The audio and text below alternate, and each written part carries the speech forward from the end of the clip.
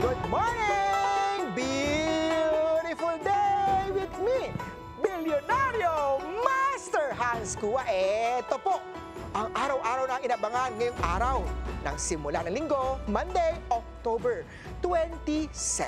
Simulan natin sa mga pinanganak ng Year of the Rat. Maging aware sa mga red flags sa early stage ng kilig. Hindi lahat ng sweet ay sincere at totoo. White at 6.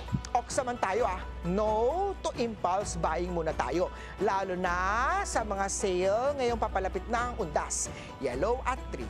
Tiger naman tayo, may boss na susubok ng pasensya mo. Keep calm at carry on lang tayo. Green at 1. Okay, rabbit naman tayo, hindi inaasahan pero may swerte sa second hand na mga binibenta mo. Silver at 9. Kay dragon naman tayo, may bigla ang gasto sa bahay, mag-ipon hanggang carry pa. Red at 5. Kay snake naman tayo, may lalapit na gustong humingi ng advice. Listen, wag mag-judge. Violet at 4. Ito na!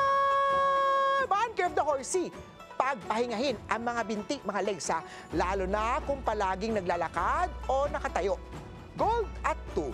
Kay sheep naman tayo, nakaka-inspire ka ng tao ngayong araw. Be careful lang sa mga sasabihing salita. White at 7.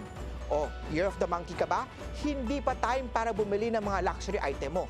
Huwag tayong gagaya sa mga nepo baby. Black at 1. Kay rooster naman tayo, maraming ginagawa.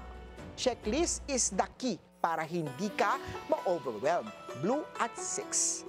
Kay dog, may bigla ang selos na mararamdaman. Baka ito ang mga past trauma mo. Pink at 3. Last na tayo kay Year of the Pig Keep impressing yung mga boss mo. Dahil sa leadership skill mo, mag-promote ka. Green at 8.